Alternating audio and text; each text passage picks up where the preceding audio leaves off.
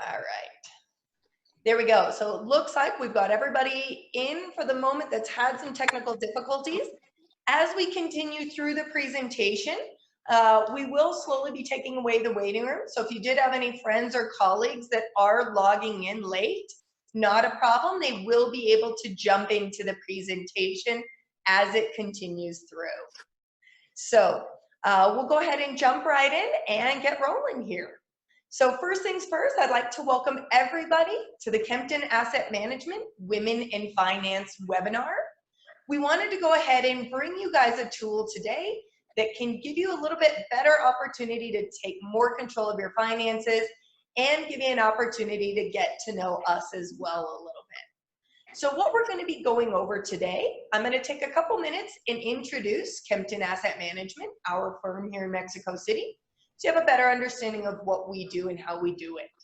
We're also going to take a little bit of a look at women and money and our current position in the world, both economically and from a personal perspective. We're also going to talk about some of the top mistakes that we especially see with our female clientele. We're also going to look at how to prioritize and understand your spending, as that is a huge component of financial wealth management. Additionally, we are going to talk a little bit about saving and investing and the importance of wealth building. Now, before we jump into that, I'd like to introduce myself a little bit and my partners. My name is Charlotte Razabowski. I am from the US. I've been here permanently in Mexico City for about 5.5 years.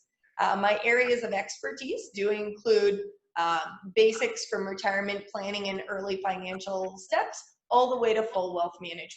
Some of my personal hobbies are exercise. I'm very into health and fitness, as well as I work as a volunteer with a variety of different animal organizations. Additionally, I'm an avid scuba diver. So I'd like to turn it over to introduce my partners, Allison and Shannon. So I am Allison Gazinski. Like Charlotte, I am also from the US, and I have been here a little bit less time, so just over 3 years. I have a master's in business and health administration. I was a collegiate swimmer, yet unlike Charlotte, the only reason I continue exercising is so that I can continue eating as many tacos and quesadillas and flautas that I want while living here. And I am passionate about working with women to help them gain control of their financial future. Super. I'm Shannon Guthrie Ramirez. I have been in Mexico City for off and on for the last 25 years. A lot of the people that know me say that my heart is Mexican and my nationality is Canadian. I'm known as the baker in the group, so I make sure that I'm always baking cakes and cookies for the group here and keeping them, you know, motivated to keep exercising. But I've been a financial advisor for over 20 years, and I specifically work with financial planning, estate planning, wealth management. So we're happy to have you here. Excellent, excellent. So I'd like to take a couple minutes and introduce Kempton Asset Management, the firm that we're all part of. We are a British company. We were established in 2013.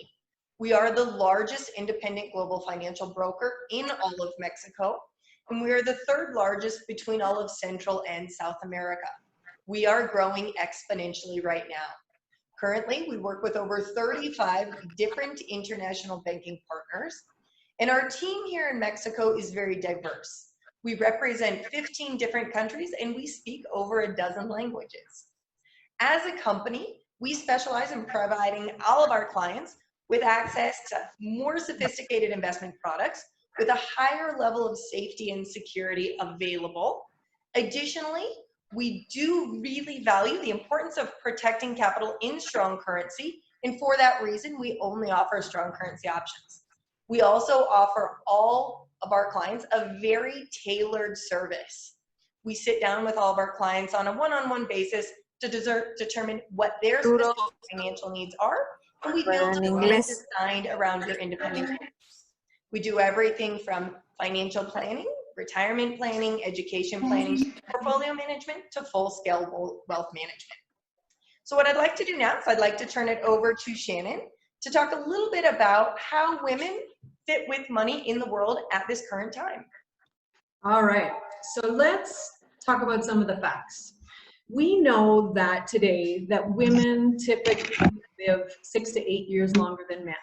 Genetically, we're a little bit luckier, but financially, it means that we need to plan for the future, more than men. We have to make sure that we've got enough funding to make sure that it covers those extra 6 to 8 years in retirement. At one point in our life, we know that 8 out of 10 women become financially responsible for managing the finance for themselves and for the family. So one of the reasons that we had a very gender-specific presentation today for women is because we've found through conversations with our clients and prospects that many women have fear over talking about finance. So we want to open up that discussion and get people talking. Five times more women live paycheck to paycheck, and it has to do with the gender-related pay gap. I'll talk to you about that in a second. But it means that we have to be critical about the way that we're managing money and how we're saving. Women earn 49% on average due to what men earn due to career breaks. We have a really special time right now, and it's called the sandwich generation. And it means that we're the generation that are taking care of older parents, and we're also taking care of young children. It means that as women, we're taking more time off. We're caring for others. We're the typical caregivers in the family. And that doesn't matter if it's Mexico or US or Canada or Europe. That's what's happening in our generation right now. The biggest thing that we have to worry about is it's what's called the gender-related pay gap. We know that, worldwide, women overall make 82 cents to every dollar that a man makes. But if you look at the statistics here in Mexico, 52 cents to every dollar that a man makes is what we make as women. And so, if you put that all together, it means that we have to take great care in the financial planning that we do. We have to educate ourselves. We need to get really good advice so that we can do a great job with planning for the future. So let's look at women and investing specifically. Women typically, 71% of women typically hold their assets in cash. Why? Because a lot of us are very worried about making the right decision. We don't maybe feel comfortable about going out and building a portfolio of assets like fixed income or equities. And that conversation for us is sometimes scary because we don't always we aren't always included in the conversation. We know that women retire typically with 2/3 of the amount of money that the men do. That goes back to the gap in income. It goes back to us taking breaks because we have babies or because we're caring for our adults, parents or family. So it means that we have to plan. We have to plan from a young age, and we have to learn how to save diligently, annually, regularly. Women are 80% more likely to be impoverished during retirement. And I think that that's probably, what motivates me to have these types of conversations. I know Allison and Charlotte feel the same way, is that, it's sort of our responsibility as professional advisors to talk to women, to talk to our tribe and teach them about how to save more during retirement. Here's the good news, women, is that when we do actually start to invest, we're shown to be more successful at it. And the reason is because we educate ourselves, we talk to our comadres, we talk to our moms, we talk to our dads, we read, we're always on the internet, we're trying to investigate. So we're here to nourish that need for education. And so all of this is sort of the base of where we're going to start today. And let's see what's next. Excellent. So what I'd like to do now is I'd like to go ahead and go through some major personal finance mistakes we see, especially with our female clientele. So let's go ahead and take a look at these major mistakes. The first mistake I want to talk about today is assuming your current financial situation is permanent. This is a biggie, guys. It's very easy to say, I've got a good job, I make good money, I'm done, I'm set. Unfortunately, we know that's not the case. The one thing we can count on in life is change. And many of you, with this year is a perfect example. There's a lot of people who've had to take pay cuts this year, who've had to have a reduced salary or even lose the job. So relying or assuming that your current financial situation is permanent is dangerous. Another mistake is relying on someone else for financial support. Now, this one is very important for us to look at. Now, this does not mean that if your partner in the household is the primary breadwinner, that that's a bad thing. It's not.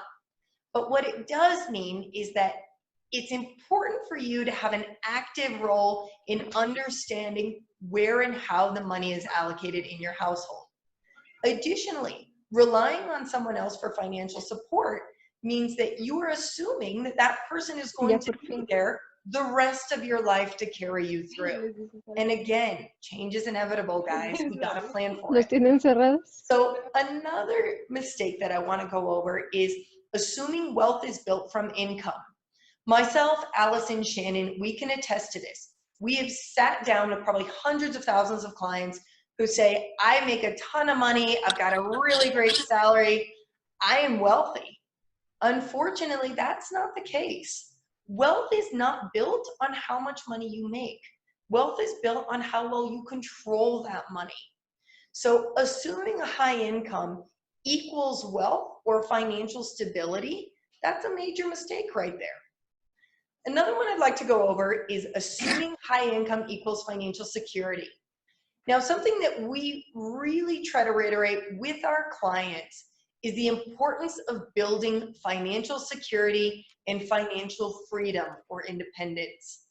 Meaning, you never have to have those days where you lose sleep worrying about money or you're unprepared for things. Now, assuming a high income automatically means financial security is a very dangerous mistake to make, because the minute that high income falls away or is cut in half, or for some reason you lose your job or make a change or can no longer work, you do not want that affecting your financial security. So that's an important thing to think about, the relationship there. The last major mistake I want to go through is not following the rules of money. Now, ladies, we are going to go into this in more detail in the presentation, and it is one of the most important takeaways when we think about responsible financial management. Before we jump into those rules of money, I'd like to take the opportunity to introduce the piece of our presentation, which is going to be a video from one of our clients named Jimena. Now, Jimena has been with our firm for a few years. She came to us with the very typical box of making a lot of those basic financial mistakes, you know, and I'm going to give her the opportunity to say a little bit more in detail of how she was able to work through that.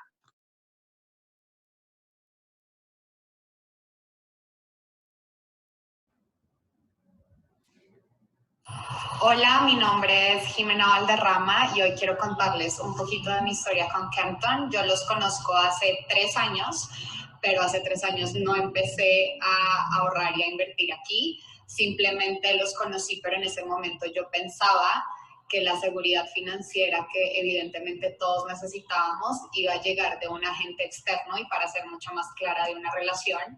Y aunque me da un poquito de pena aceptarlo porque siempre he sido una mujer que ha trabajado, que he sido súper independiente, sí pensaba que pues todo el tema de construcción financiera empezaba hasta después del matrimonio.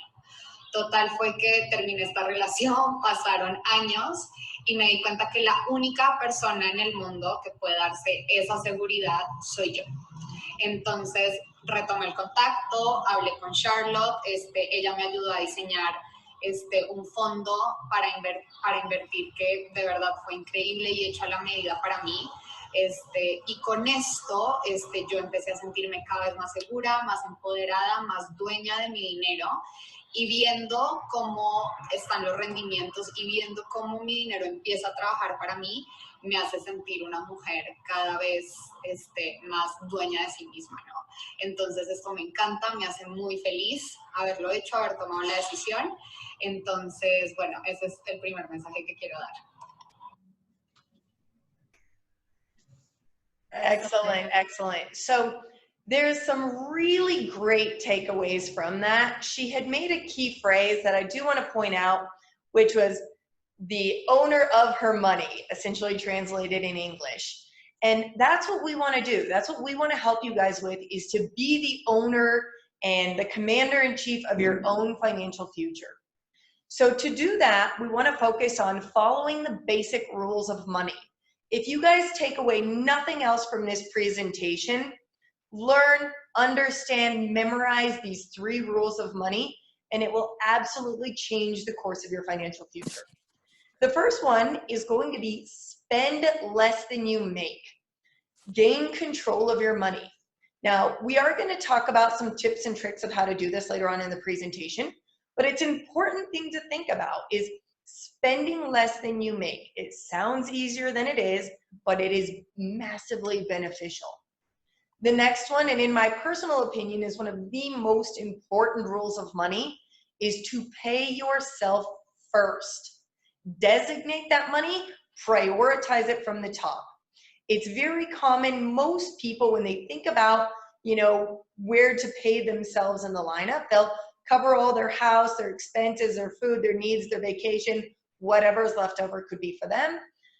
It's the opposite. Prioritize and designate. Allison's going to go over a little bit more tips and tricks of how to do that properly. The last rule of money is to put your money to work. Start investing and building your wealth.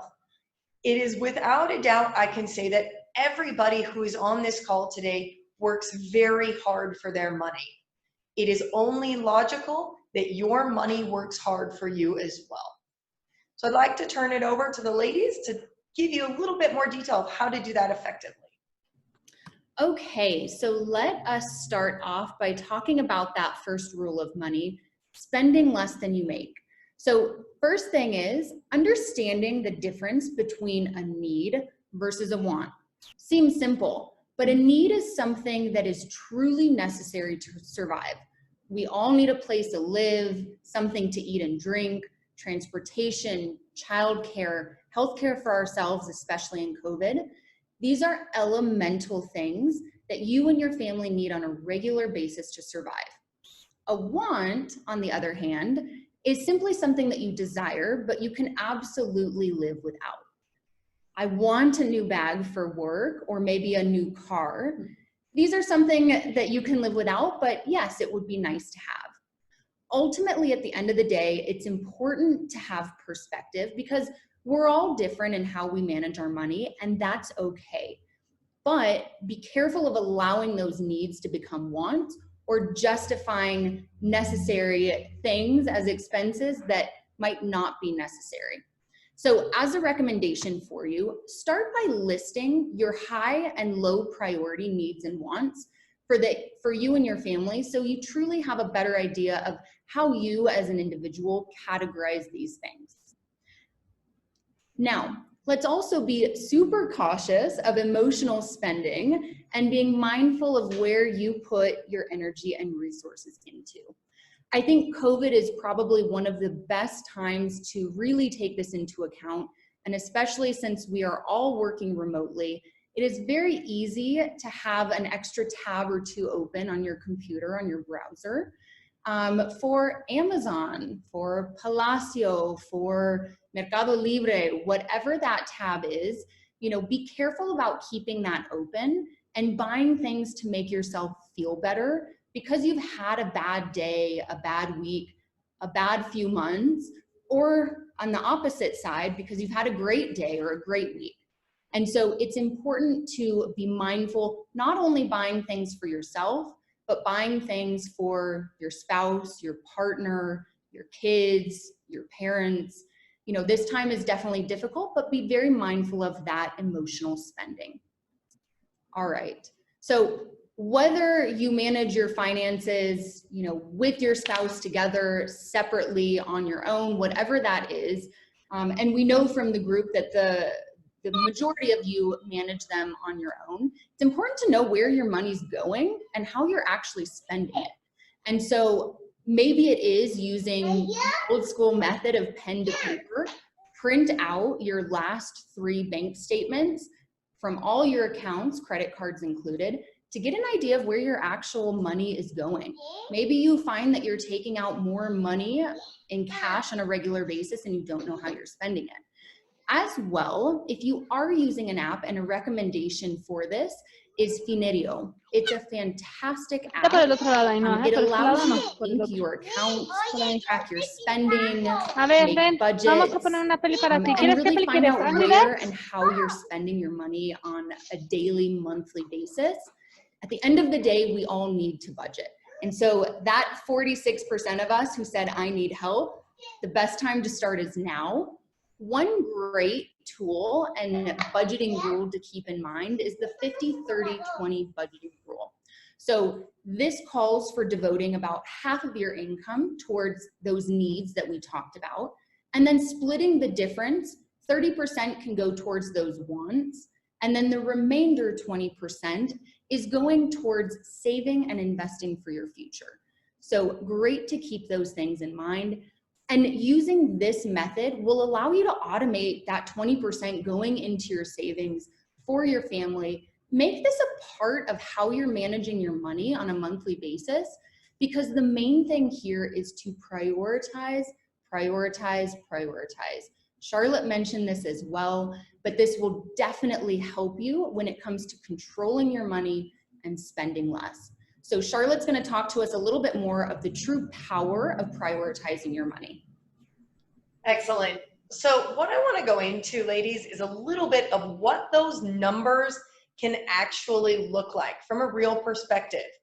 So if we think about 10,000 pesos a month over the course of 25 years. Now, 10,000 pesos a month in 25 years is 3 million pesos. Most of us, it is very easy to unconsciously spend 10,000 pesos a month, whether it's on Starbucks, lunches with colleagues, dinners with friends. A really big one right now is, like Allison mentioned, Amazon purchases, online shopping. The clickbait, where it's, here's a sale, click and buy. Here's a sale, click and buy. It is very easy to watch that money just trickle away. Versus if you took the opportunity and you said, I want to put it a priority, I want to build my wealth, I want to secure my future, I want A, B, C, D to happen for me. And I'm going to prioritize that money. You automatically get it set aside. 3 million pesos saved over the course of 25 years, looking at a conservative savings rate of 7% per year, would be 7.8 million pesos, 7,874,693. Excuse me. That is approximately 600,000 US dollars. So that's over $500,000 US dollars. So the important thing to think about with that, ladies, is the power of prioritizing. If you spend that money on things like Amazon, wine, shoes, clothes, Spotify purchases, you know, whatever it is, think of what you're giving up instead. Are you giving up the chance to leave your job early? Are you giving up the chance to travel the world? Are you giving up a chance to walk away from an unhappy situation that you are financially tied to? Think about how that prioritizing can affect you on a daily basis. Now, in addition to thinking about how to prioritize your money, it's very important to think about how to protect your money. So I'd like to turn it over to Shannon to talk about one of the most important ways to protect your wealth. Super, thanks, Charlotte. So this is really interesting. This slide is Charlotte and Allison always laugh at me and they say it's really confusing, but there's a story behind this slide, and so this is where it's important. Okay, so in 2008 was one of the years that I came back to Mexico.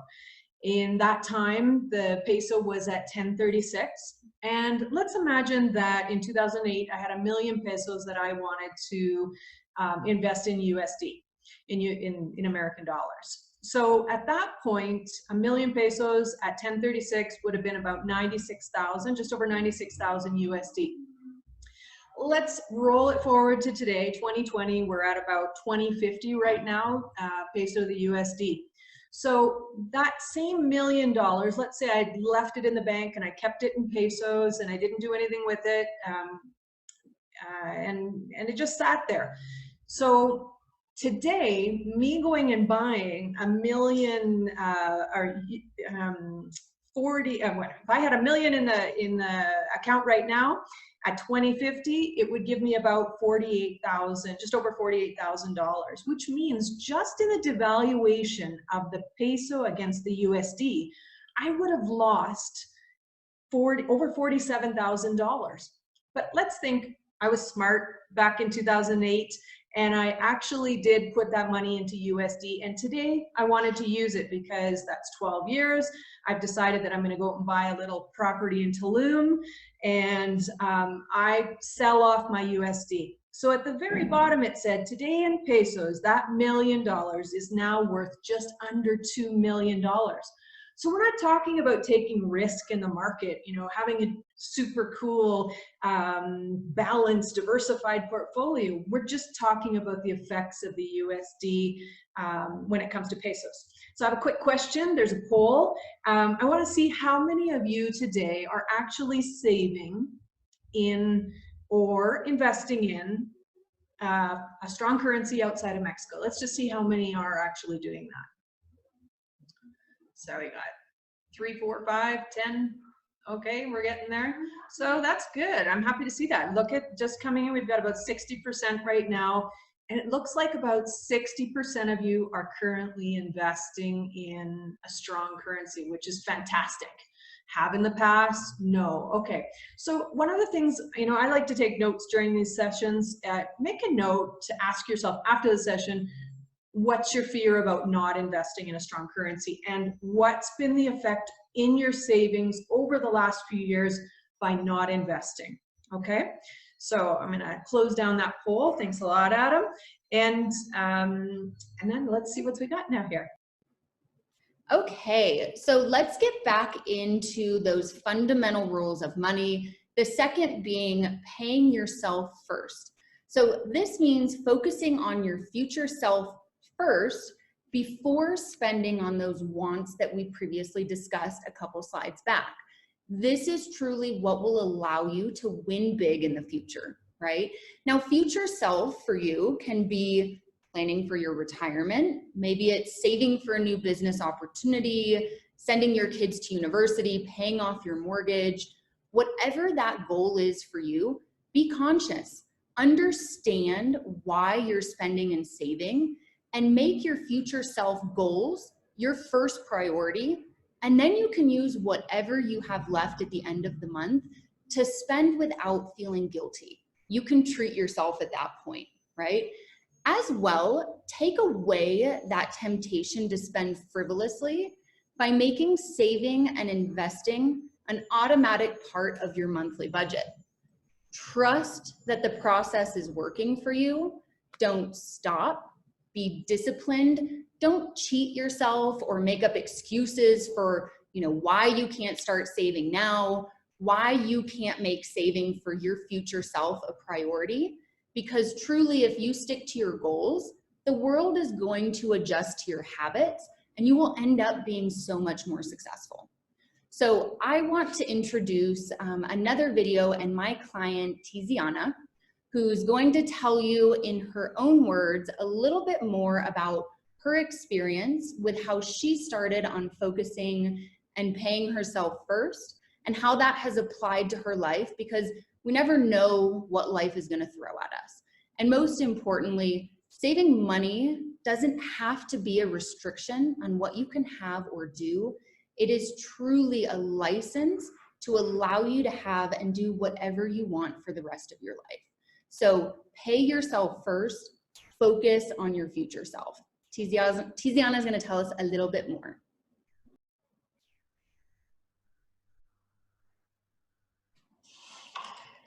Hola, pues en 2018 tuve una nada grata sorpresa.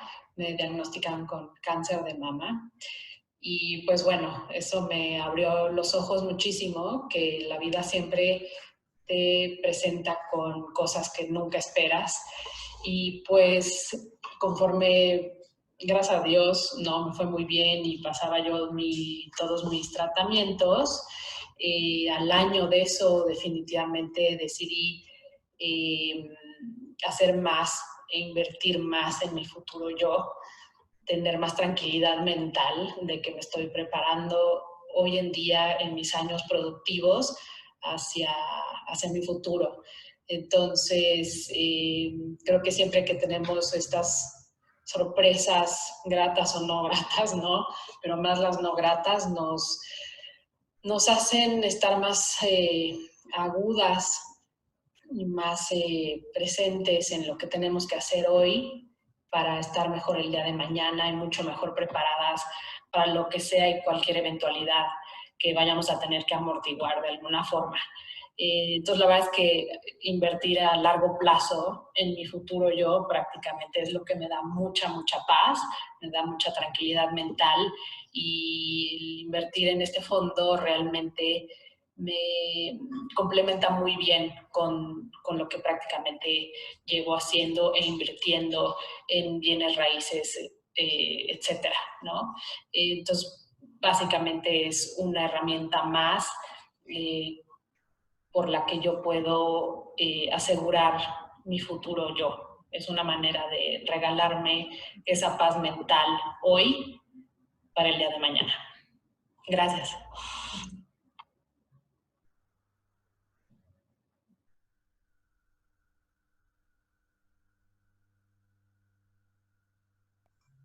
Okay. Such an important lesson. Like I mentioned, and what Allison's saying is, a lot of times we don't exactly know what the future holds. So, what I want to talk about here are some really important rules about savings. I think it's really important. Allison mentioned really quickly that 50-30-20, and a lot of people say, well, what's that 50-30-20? And we know that we have to take control of our spending. That's a big issue. But designating at least 10 to 20% of your income or your family income towards a long-term saving initiative for retirement, for education, it's something that you should just automate so that you don't have to make a conscious decision every single month about what or how much you're going to spend. We know as women, we have tendencies to hold on to too much cash. So by designating it into a regular savings, you don't even have to think about it. It hurts in the first couple of months, but after that, we get used to it. So there is a question here that I have that I'm interested in knowing a little bit about. Adam, there's a quick poll there. I just want to see, you can run that while I go through some of the other information. But it's about having an emergency fund. And we talked about that quickly, but we as financial advisors, we don't just talk about those long-term goals. We also talk about, do you have enough to cover off on those emergencies? Not on the spending. I mean, really, truly an emergency fund that covers off on those unexpected things like loss of employment, maybe an illness in the family, just that unexpected expenses. I just want to see how many. So it's usually 3 months of family income that we suggest to our clients that they hold locally in the local market so that it's accessible if you need it, obviously invested properly, but local and accessible. Okay, so it looks like about 61% of you do, and 40%, and those are very, very normal numbers. I think actually it's high in terms of how many people actually have an emergency fund, because most people in our experience don't have it. So I think 60% is a little bit high. So thanks a lot, Adam. You can close that down. So don't wait to start savings. And that could be the same thing with your emergency fund, starting there, or starting into your long-term, medium long-term saving strategy. Not sure exactly how many of you have young children, but we know that the cost of education here, it's so expensive. You know, I was talking to a client yesterday, they were saying they're spending 60,000 pesos a month for 2 kids in private schools here. And I think when our kids are young and we think that we're going to start saving, don't wait. Start somewhere. Start yesterday. Start today. That's the big takeaway from today, is that we want you to start saving, even if it's just your emergency fund. So avoid keeping it in hard cash. No under the bed savings. No cash in the closet. We want you to make sure that your money is working as hard as you do every single day to put that cash away. We want you to start learning about mechanisms, diversification in your portfolio. We want you to start investing in that money so that money is growing. And don't be afraid to set it and forget it. That monthly routine of it just automatically coming off your debit card or automatically coming off your credit card. It's amazing in 1 year or in a couple of years, really, how much money you're able to put away. And I know that sometimes it's scary to make the commitment to put money away regularly, because you think, oh, you might need it for something. But let's remember, one thing is your emergency fund that should cover off on all those emergencies, and then start to pay yourself first. Have patience and keep your focus.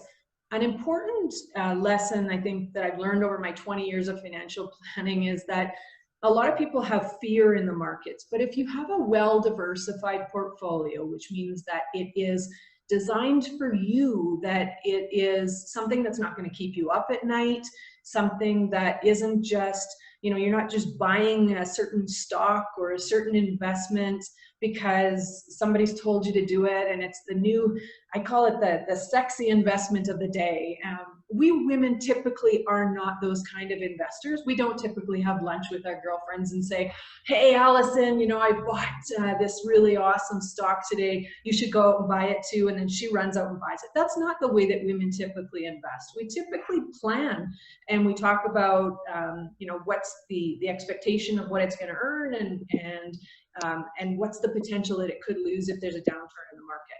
So have patience, keep focused, and get some really good advice. Ask for help.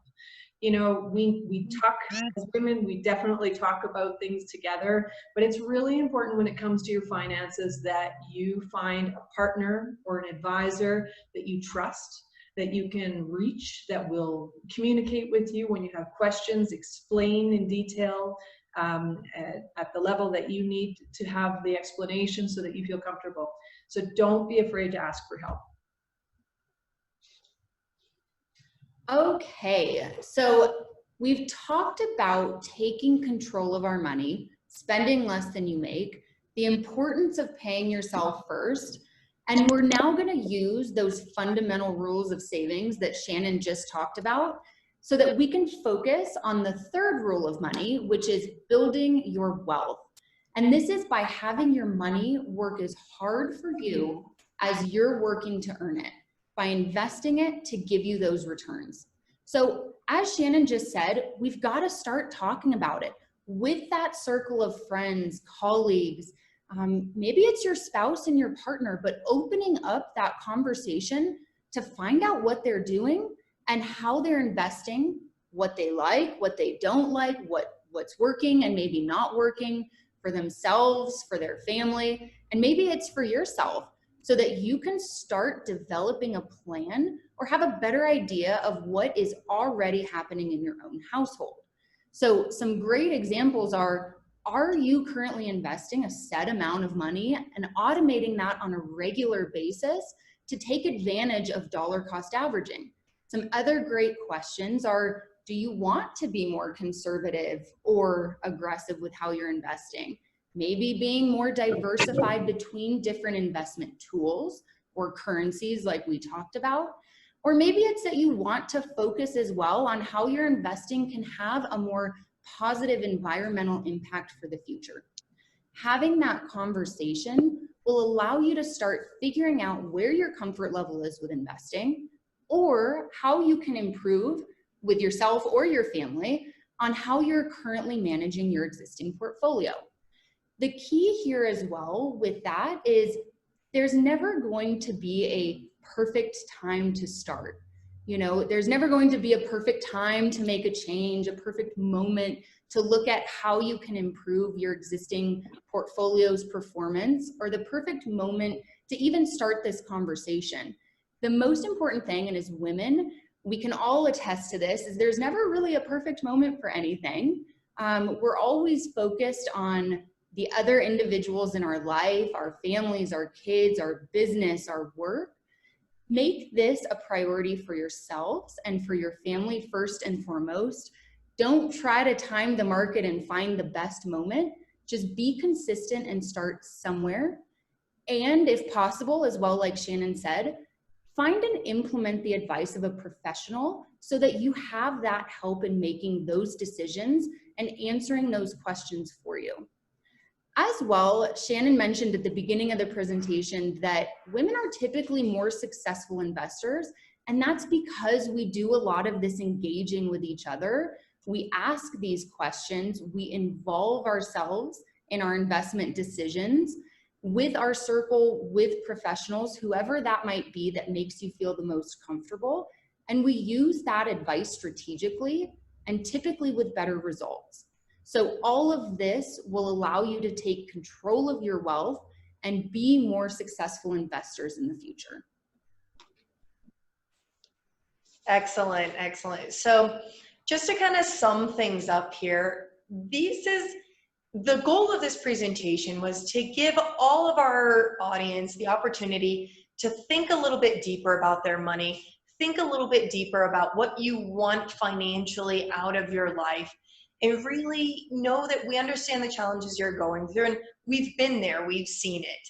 Myself, Allison, Shannon, we are women professionals. We have a wealth of experience between the three of us from planning and advisory, and we do understand that for women, we do have a different set of challenges and a different set of responsibilities.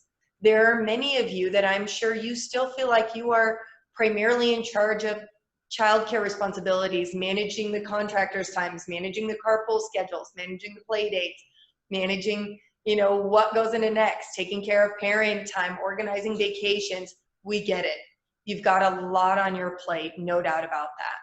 And that's what we're here for. We're here to be your partner in taking the next step in your financial journey. Because at the end of the day, you know you deserve it, and you know that you are worth it, and so do we. We've been down that road as well. So myself and my team, we are here for whatever the conversation needs to be.